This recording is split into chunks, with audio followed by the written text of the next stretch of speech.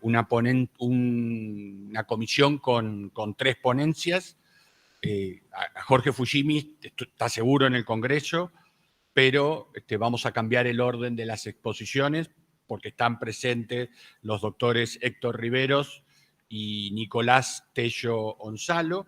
Su ponencia, Mercados y Estrategias para Financiar Empresas de Tecnología.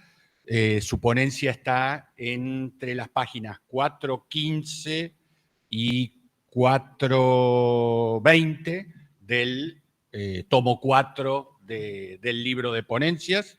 Sin más, les pasamos la palabra.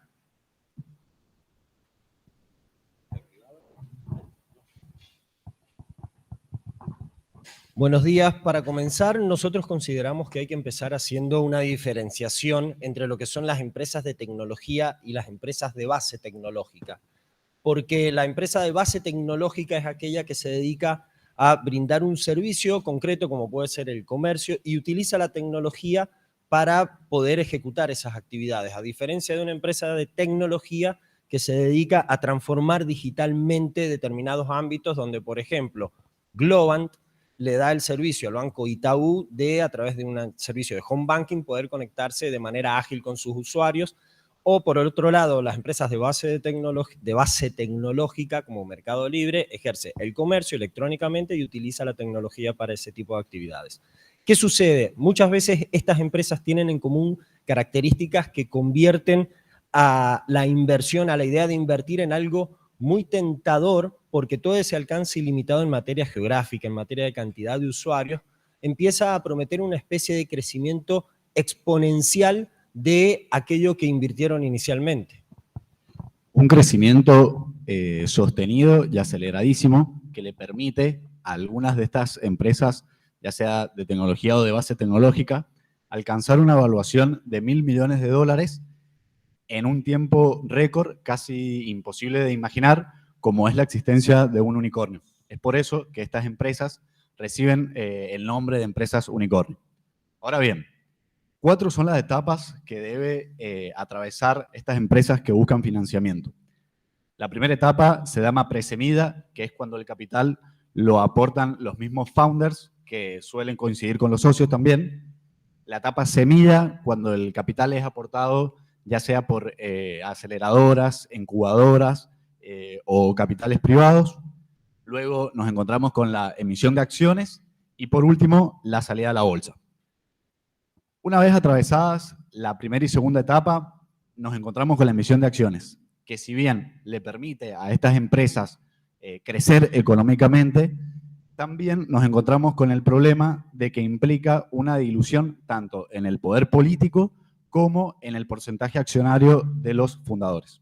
¿Qué sucede? Se puede evitar esa dilución, se puede evitar de 2 maneras, y no solo evitar eso, sino, por un lado, tener en cuenta que al momento de redactar el instrumento constitutivo se pueden establecer diferentes tipos de acciones que, si bien implican un mismo valor nominal, cuentan con un diferente poder político que le permite al fundador tener siempre el control y decisión dentro de la sociedad y tranquilizar al inversor, que podemos estar asesorando nosotros, en que esas personas no van a salir de la sociedad de manera rápida o por un tiempo determinado.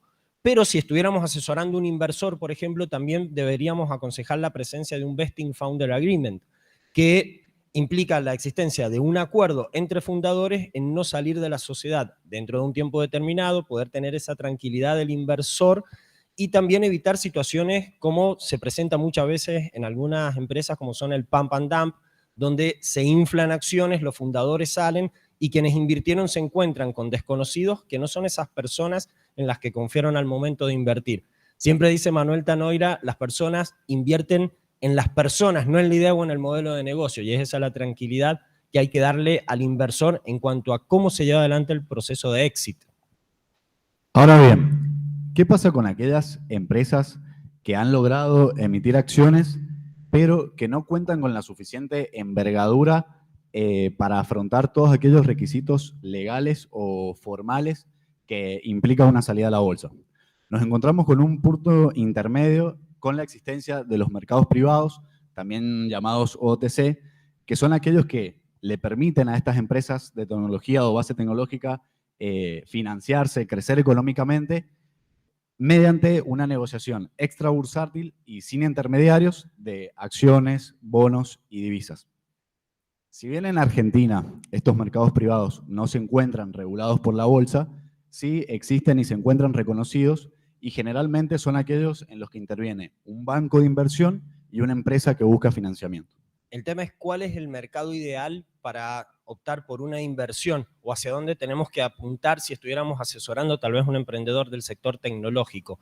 Es verdad que si pensamos en las definiciones legales de mercado como de mercado de capitales, nos encontramos con esas concepciones de la sociedad anónima autorizada por la Comisión Nacional de Valores para que se puedan realizar operaciones con valores negociables, o nos encontramos con esa idea de espacio o ámbito donde a través de un agente autorizado y bajo la supervisión de la CNB se pueden operar con valores negociables o títulos habilitados, pero siempre vemos esa idea de autorización, de habilitación, de supervisión, es decir, una necesidad de seguridad con la que necesitamos contar en el caso de que seamos inversores. Tengamos en cuenta que en estos mercados privados, incluso cuando optan por estructuras como el fideicomiso o similares, muchas veces sucede que no hay autorización de la CNB para operar y eso nos expone a una posible situación donde a la hora de reclamar en materia de responsabilidades no contemos con el respaldo suficiente.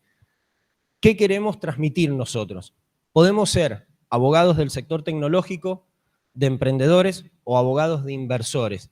¿Y qué debemos aconsejar al respecto? No existe un escenario ideal que siempre haya que seguir como regla, pero sí tenemos que saber que la única manera de poder asesorarlos bien es conociendo en detalle cómo son cada una de esas etapas que el emprendedor del sector tecnológico debe transitar previo a la obtención de un financiamiento considerable y de esa manera poder convertirnos no solo en abogados de empresas, sino también de empresas de tecnología. Muchas gracias.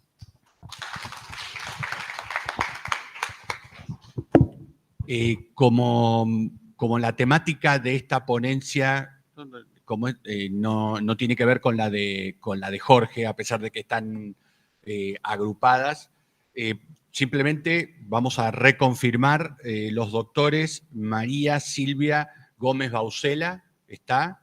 Patricio Prono, ¿está? No, entonces, como tenemos tiempo, lo que haríamos es abrimos la lista de gente que quiera hacer algún comentario, alguna sugerencia sobre la ponencia de los doctores y después, como tenemos tiempo, vamos a la de Jorge. Dame un segundito, Alicia. Sí, ¿nombre? Karina Egea.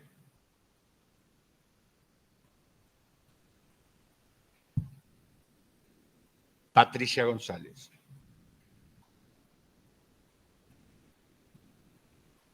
Y si me lo autorizan, yo también haría un breve comentario, ¿sí? Alicia. Para que te...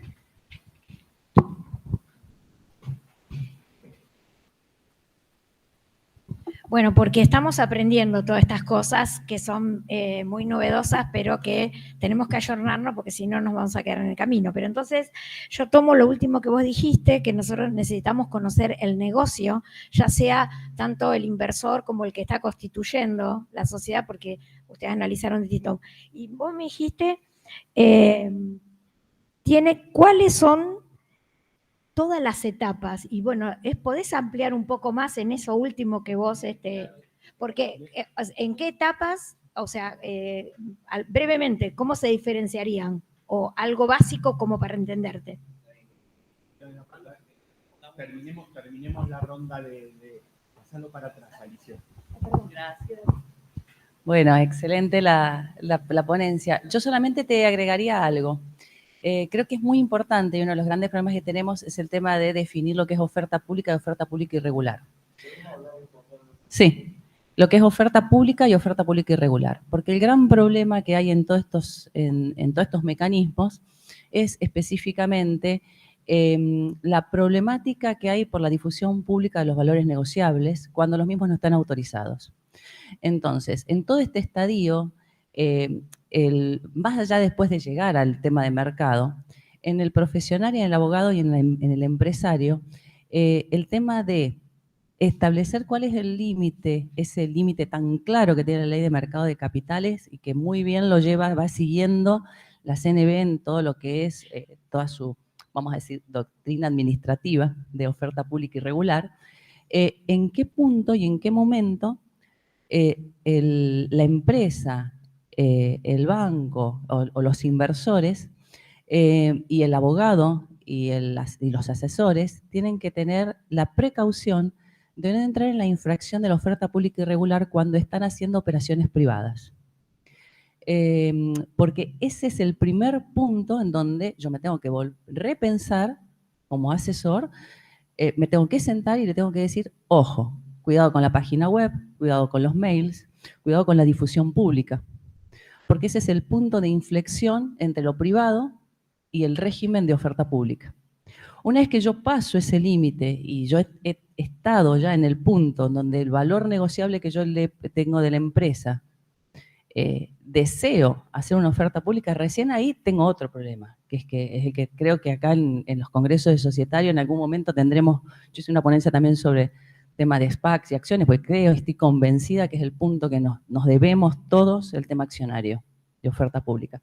Es ver cómo vamos a hacer para que todos estos procedimientos yo después en el mercado los pueda efectivamente llevar a cabo con un símil Estados Unidos o derecho comparado, bueno, podemos hablar 20.000 cosas. Pero creo que en la Argentina el primer punto de este tema es la problemática de todo lo que uno ve de las ofertas públicas irregulares. Así que es lo único que te daría de comentario extra, que creo que es una noción que muchas veces no la tienen presente todos los intervinientes dentro de estos tipos de operaciones. Muchas gracias, doctora. Allí atrás, la doctora Patricia González. Gracias. Felicitaciones por la ponencia, la verdad. Por ahí, para el que no me conoce, Karina, creo que sí, soy de la Bolsa de Comercio de Buenos Aires. Y ayer estuvimos hablando justamente de algunos productos como son los bonos verdes, que es un tema que ahora realmente está como con mucha difusión. Pero la verdad que sí, los quería felicitar porque el tema de las empresas tecnológicas es un tema que nos preocupa constantemente, tanto en la bolsa como en BIMA, ¿no es cierto? Que este tipo de empresas vengan al mercado. Entonces es importante que se difundan este tipo de temas. Obviamente creemos que el tema no es regulatorio, el problema básicamente, por lo menos desde la ley de mercado de capitales, sino que creo que hay un tema también de falta de incentivos a nivel general, ¿no es cierto? Entonces me parece que ahí está uno de los temas principales. Después, coincidiendo con Karina, el tema de la oferta pública regular y irregular es súper importante porque es un tema que genera confianza. Y confianza y transparencia son los dos temas que tenemos que tener en cuenta como pilares fundamentales para que también el mercado de capitales argentinos pueda tener el desarrollo que todos deseamos. Así que esos eran los aportes. Después, desde la explicación, la verdad que estuvo clarísima. Así que nuevamente felicitaciones, chicos. Sí, yo querría, digamos, anteceder a un paso, por supuesto, antes de la oferta irregular o cualquier cosa que sea over the counter o, por supuesto, ya propiamente el mercado de capitales, que es lo que nos pasa más a los abogados de a pie, digamos, ¿no? Que no hacemos grandes estructuraciones de mercado de capitales, pero sí participamos en algunos procesos de lanzamiento de una empresa, como ustedes bien distinguen, de base tecnológica, que son los SAFE, ¿no? Los Simple Agreement for Future Equity. Ahí sí es donde hay mucho más margen para la labor profesional, para ver qué, sea por el lado del inversor o por el lado de quien está tomando estos aportes para darle un nombre familiar a nuestro lenguaje, tratar de poner ahí la mayoría de los recaudos, porque ese es el inversor de más alto riesgo, porque está invirtiendo en una idea, o como ustedes bien dicen, en una persona que tuvo una idea. Es decir, que ahí sí no hay límites regulatorios, más allá de aquellos de la Ley General de Sociedades, en estos simples acuerdos para la emisión de futuro capital. Hay un gran margen para la creatividad y para la labor profesional, y es una etapa, por supuesto, menos glamorosa que la del mercado de capitales, pero más del día a día de todos nosotros. ¿Tienen réplicas? Alicia, ahí en la pregunta que nos hacías te la respondo brevemente. Lo que mencionaba Nico es acerca de las 4 etapas en las que podríamos diferenciar de manera gruesa el recorrido del emprendedor tecnológico cuando busca financiamiento. Él mencionaba la etapa denominada presemilla, donde quienes hacen el aporte generalmente son los mismos socios que coinciden con los mismos directores, con los 2 amigos que están en la computadora porque saben de informática. En el caso de que crezcan, de que se sostengan, viene la etapa denominada semilla, donde el financiamiento ya empiezan a poder conseguirlo a través de incubadoras, que son, en 2 palabras, una escuelita para emprendedores, o aceleradoras, que se diferencian de las incubadoras en que hacen aportes de dinero, generalmente a cambio de participación accionaria. Y luego hablábamos del recaudo que hay que tener cuando ya empezás a emitir acciones para conseguir financiamiento, y no caer en lo que le pasó a Steve Jobs, que consiguió mucho financiamiento, quedó con poco poder decisorio por tener pocas acciones y termina siendo víctima de una decisión política dentro de la empresa que lo deja fuera de la misma empresa que él fundó. Entonces, evitar eso estableciendo diferentes categorías de acciones que, si bien tienen el mismo valor económico, tienen diferente capacidad decisoria, y de esa manera garantizarle vos al inversor que viene a confiar en tu talento, en que no te vas a ir de la empresa, pero por sobre todas las cosas, en que siempre vas a poder tomar decisiones y vas a tener el control. Y en 2 segundos, reiterarte lo que mencionábamos por eso respecto del denominado Vesting Founder Agreement, que es ese acuerdo entre fundadores de permanecer dentro de la sociedad por un tiempo determinado. Entonces, el inversor se queda tranquilo de que al recibir vos, emprendedor, su dinero, no vas a decir, bueno, en 2 meses la vendo, me voy, y el inversor se encuentra con que ahora la empresa la manejan, la dirigen, la controlan, y de la operatividad está en manos de alguien en quien él no confiaba. Él confiaba en la otra persona inicial que fue por la que apostó. No sé si en esa diferenciación de etapas.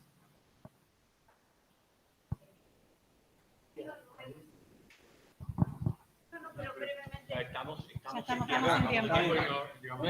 No entremos en diálogo. Listo. Bueno, muchas gracias. Jorge, nos pidieron que por razones principales acá, la ponencia del doctor, sí, por supuesto, pero simplemente la ponencia del doctor Jorge Fuchimi está en páginas 397 y 403, siempre del tomo 4. ¿Sí? Bueno, gracias. Me piden que pase un aviso parroquial desde la organización. Ahí la editorial RPAR estaba invitando a todos a que se inscriban para un sorteo, porque sortean 5 libros que donaron a la organización, 3 suscripciones por 3 meses a alguna colección online y 2 órdenes de pago, creo. Entonces se inscriben, al mediodía van a hacer el sorteo y a la tarde van a tener publicado allí quiénes son los ganadores. Les pido, porque hicieron un esfuerzo, la editorial donó material para el congreso, donó libros a la facultad y nos pidieron en canje esto, y me parece que es muy poquito en compensación a lo generosos que fueron. Bueno, disculpen, ahora comienzo con mi ponencia, 5 minutos. La ponencia esta es una ponencia de un tema viejo, que es el valor llave. Lo titulé Mito y realidad del valor llave porque era poco académico titularlo. El valor llave es una porquería. Lo vengo sosteniendo desde el principio, yo desde que empecé a ser docente de esta casa. El valor llave, la verdad, se ha dicho, solo tiene importancia en una transferencia de fondo de comercio. Y la mayoría de las transferencias de fondo de comercio lo podemos disfrazar de más científico, menos científico, con flujos de fondos, pero es una ecuación, una sumatoria, ¿no? Es una sumatoria de flujos de fondos actualizados esperados. Por lo tanto, lo actualizamos a un plazo que lo fijamos arbitrariamente, un flujo de fondos arbitrariamente y una tasa de interés que fijamos arbitrariamente. El número que nos va a dar es arbitrario. No podemos esperar que sea un número preciso. Entonces, los profesionales de ciencia económica lo disfrazamos mejor todavía y decimos, no, es la esperanza matemática. La esperanza matemática es el promedio. El promedio, la media aritmética o la esperanza matemática es lo mismo. Entonces, como no sabemos qué promedio sacar porque no lo tenemos en claro, decimos escenario optimista, escenario medio, escenario pesimista. Pero como 3 escenarios son pocos, entonces escenario pesimista medio, medio optimista, y entonces hacemos 5, sacamos un promedio de esos 5, actualizamos y nos vuelve a dar un número arbitrario. Cuando uno escucha y del otro lado dice, ¿cuánto querés para usar? No, yo no te pago ni 4. No, pará, yo quiero 6. Bueno, 5, partamos la diferencia. No tiene nada de científico. Pero el problema se agrava cuando se ejerce el derecho de receso del socio. Porque allí una importante parte de la doctrina e incluso de la jurisprudencia sostiene que como el valor de la parte del socio recedente se determina sobre la base del último balance que se practicó o debió practicarse, estamos hablando de un balance eminentemente técnico-contable, de exposición. Y por lo tanto, puede tener algunos activos ocultos, ¿sí?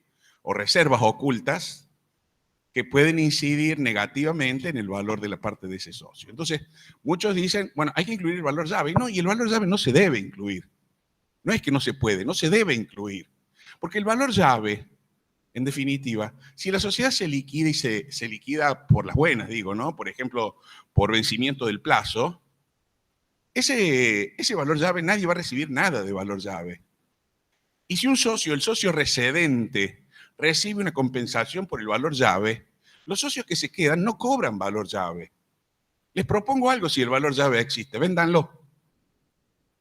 Digan, porque los elementos del fondo de comercio y los otros intangibles son susceptibles de ser enajenados. La mayoría. Ahora, traten de vender valor llave. Tenemos un negocio exitoso, qué sé yo. Digan cualquiera. ¿Sí? Mercado Libre. Les vendo el valor llave de Mercado Libre. No lo pueden vender. No hay quien lo compre. No tiene valor. No existe.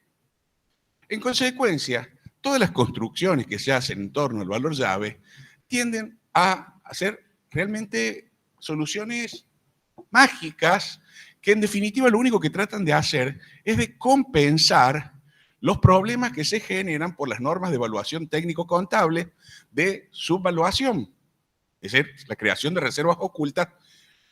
Cuidado, reservas ocultas es un concepto técnico, reservas ocultadas es otra cosa. ¿Está? Las reservas ocultas surgen por problemas de evaluación. Cuando ustedes toman valor contable actualizado y amortizado, valor de origen, perdón, amortizado, al cabo de 5 años, si se trata de un bien de uso, ustedes tienen valor cero, pero eso tiene un valor económico de reventa posiblemente. Pensemos en una máquina bien mantenida, un vehículo bien mantenido, tienen un valor diferente. Incluso tan es ese valor que se tributa sobre él. Entonces, esos ajustes corresponderían sin dudas, y sin dudas evaluar algunos intangibles, como podrían ser las marcas autodesarrolladas que no se contabilizan, etcétera. Pero ni la clientela, ni el valor llave, que tienden a confundirse un poco, tienen ninguna significación. Motivo por el cual la moción es que olvídense el valor llave no existe. Gracias. Abrimos la lista. Doctor. ¿Alguien? Alicia también.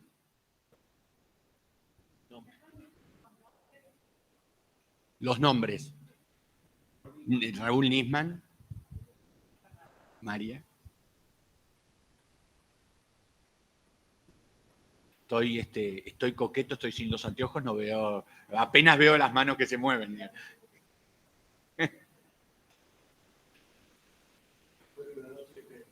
No, yo me fui tempranito porque tenía que estar hoy acá, digamos.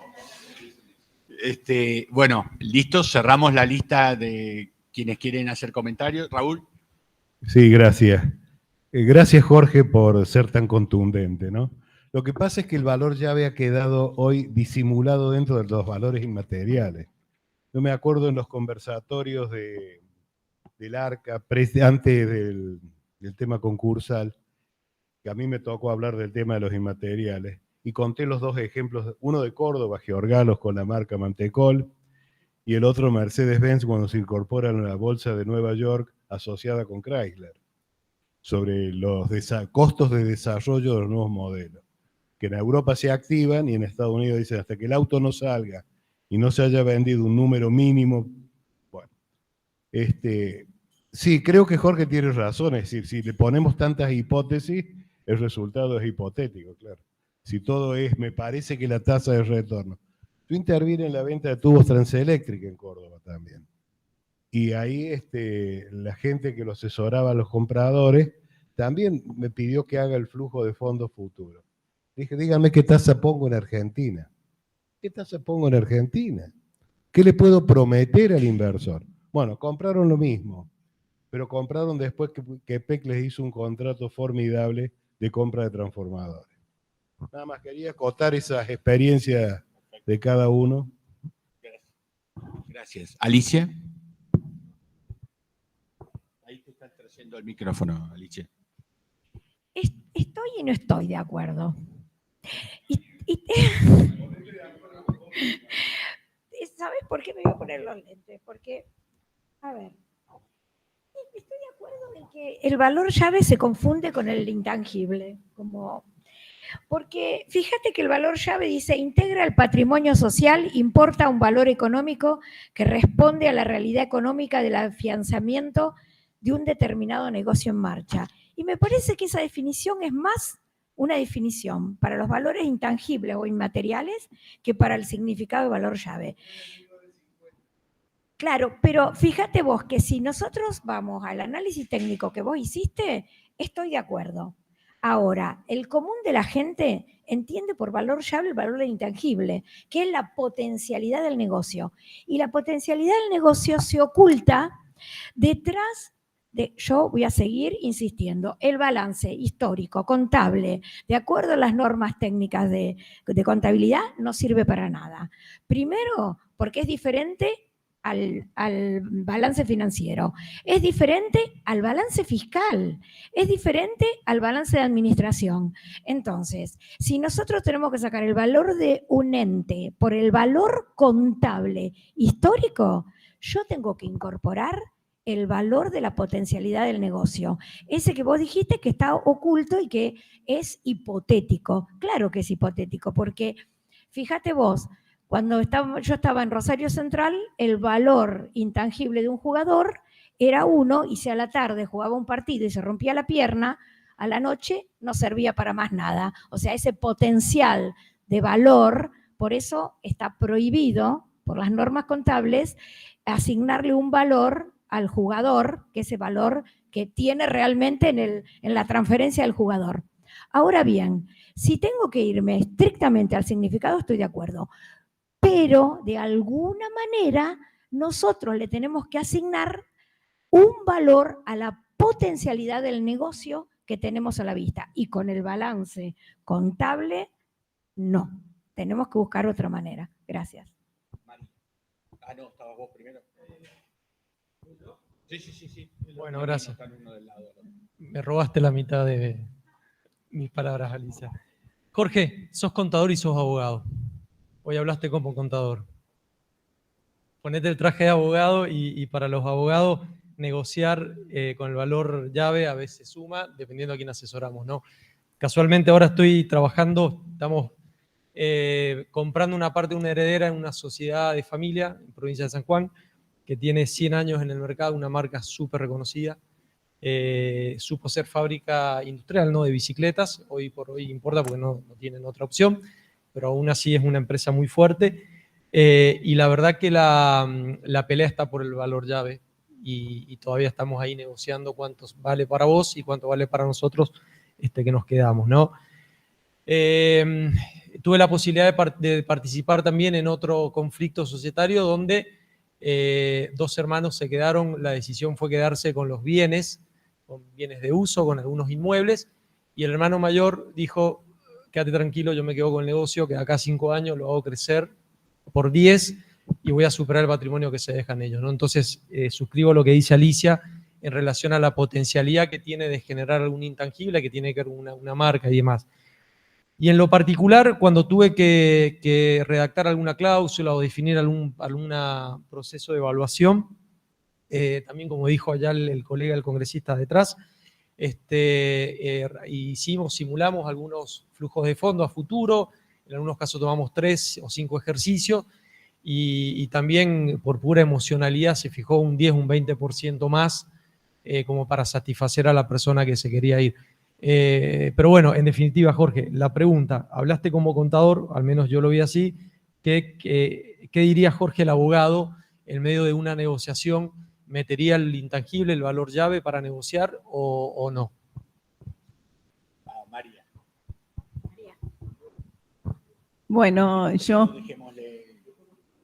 buenos días, yo hablo como contadora y como contadora de pie y de provincia, digamos así, abogada y abogada de pie y de provincia. Así que nosotros estamos inmersos en conflictos societarios, sabemos y eso sí que los estados contables no sirven y no reflejan la realidad del patrimonio de la empresa, sabemos y eso lo decimos siempre por cómo están valuados los bienes y sabemos también porque los intangibles autogenerados no están bien valuados. Eso de que hablamos del Fondo de Comercio, yo creo que también es algo que ya es histórico y no refleja, y comparto, no refleja la realidad de la empresa y cómo debemos evaluarla. También comparto que cuando estamos haciendo una transacción no sabemos cómo evaluarlo, hablamos con un contador y si hay 7 formas, depende. A mí me pasó con una que vendía productos electrodomésticos que nadie sabía cómo evaluar la empresa al que mi cliente iba a comprar y no sabíamos cómo terminar de evaluarla. Es una realidad, pero yo creo que de alguna manera esos intangibles, ese valor tiene que aparecer y para mí tendría que aparecer también en los estados contables. Yo siempre pongo el ejemplo en Mar del Plata de Antares. Antares empezó hace 20 años, no existía, cuando no había cervecerías y era nada. Antares se ocupó no solamente de crecer, sino de hacer crecer a todas las cervecerías de Mar del Plata para que hoy sea un polo cervecero. ¿Cuánto vale ese activo intangible? De alguna manera, si un socio se va, tenemos que ponerle un valor.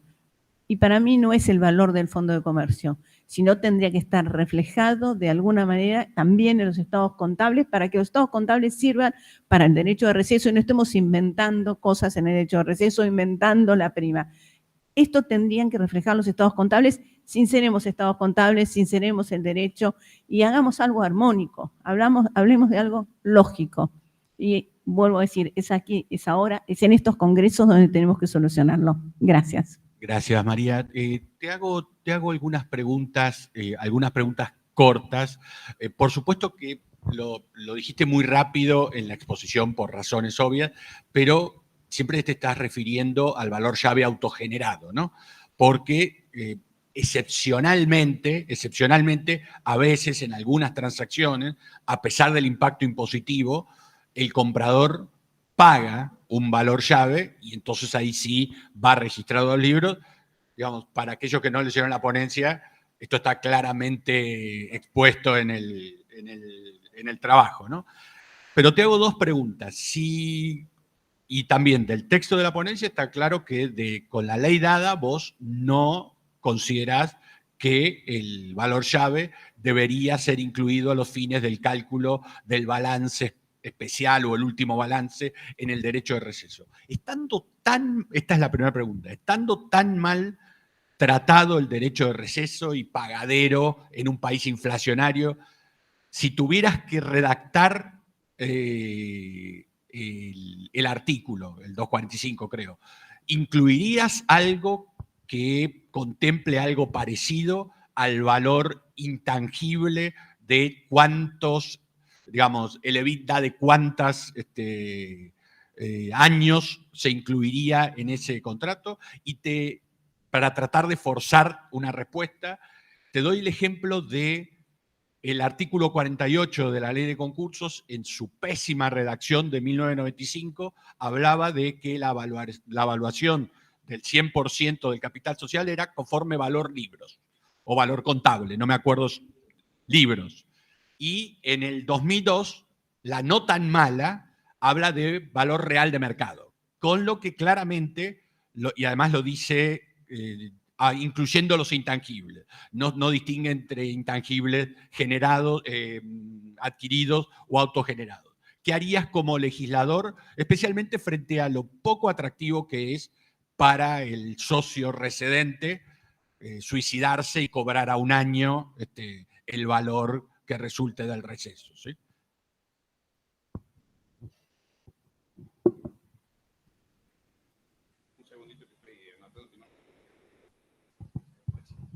Bueno, hay muchas preguntas y muchas cosas para decir. Afortunadamente tenemos un poquito de tiempo. Alicia habla de la potencialidad del negocio, pero nuevamente la potencialidad del negocio no es algo que lo pueda yo cuantificar, no lo puedo medir. No hay un potenciómetro que yo pudiese decir, bueno, más o menos por aquí va la cosa. El valor llave, María, es una gana. Si yo registro un activo que me aparece mágicamente en el activo, registro un activo intangible, eso se tiene que reflejar al mismo tiempo en el haber. Pasivo no es patrimonio neto. De patrimonio neto, capital no es, reserva no es ganancia. Si yo autogenero un valor llave creyendo que lo tengo, porque también es una autopercepción, por allí, por autopercepción podemos andar, pero digo, independientemente de eso, es una ganancia. Y voy a tributar impuesto a las ganancias por una ganancia que no es real. Entonces, es insensato autogenerar activos que no tienen una contrapartida en el haber para pagar impuesto a las ganancias porque sí.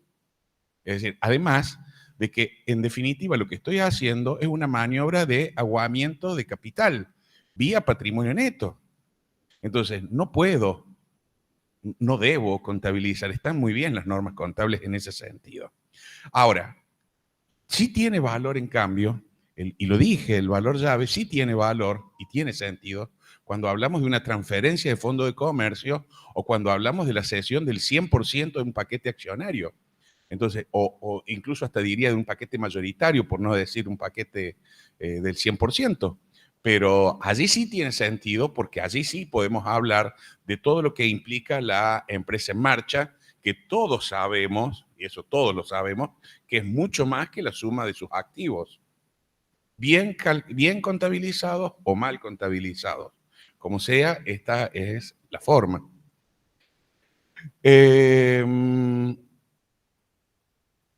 Ahí sí, digamos, se materializa. Se puede calcular.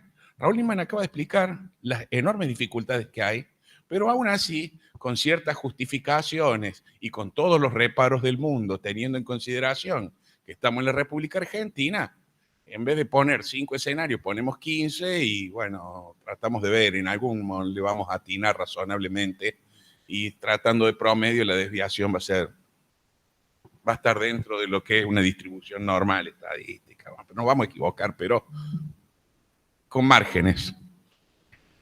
Por lo tanto, allí, digamos, podríamos hablar de que sí, en esos casos yo no los discuto. La definición histórica es digamos, la definición histórica la que dieron Alperín, Fontana Rosa, qué sé yo, otros más. Siempre es la misma, valor actual de las superutilidades futuras esperadas. Es esta cosa extraña. Ahora, con relación a la pregunta de Javier, que es mucho más desafiante, porque nos pregunta, realmente dice, bueno, ¿qué hace el socio residente? Yo creo que, de leyes ferendas ya, ¿no? Lo primero que habría que hacer es una reforma de la ley que hable de un balance especial, así como podemos tener un balance especial de fusión o un balance especial de escisión. ¿Por qué no tener un balance especial de receso? Digo, el socio residente me parece que lo merece. Porque de hecho, por ejemplo, en algunos de los casos, aumento de capital que implique mayores sacrificios, un aumento genuino que otorga derecho de receso o el reintegro de capital que otorga derecho de receso, si no tiene una justificación, lo lógico que merece es que por lo menos se le haga un estado contable especial. Ahora, especial no solamente porque sería un estado de corte, sino porque permitir que digamos, se hagan ciertas previsiones con relación al activo que no lo perjudiquen al recedente. Cuando se modificó el 48 de la ley concursal, la segunda parte sería, yo honestamente, ¿cuál es el problema que yo veo allí? Estas evaluaciones, porque tiene todo un despliegue de supuesta creatividad con todas las tasas de interés que menciona. Es decir, eso entre 0 y 1, cuando uno hace cálculo infinitesimal, acá están los contadores que no me van a dejar mentir, entre 0 y 1, uno diría, abogados dirían todo, la diferencia es 1, no es 1, es infinito. Es infinito, o sea, entonces, la diferencia que puede haber entre la tasa de mercado argentino para el sector y la tasa internacional es infinitas tasas.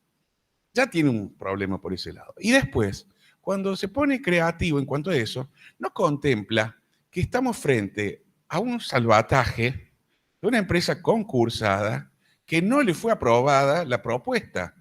Entonces, la tasa de riesgo de esa empresa es muy alta, es muy alta.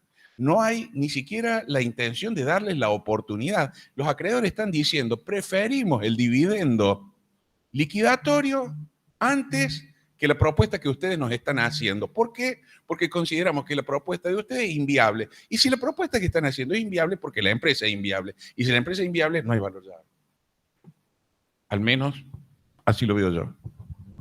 Bueno, pero un minuto, Raúl, ¿eh? Un minuto, digamos, estamos totalmente fuera de programa.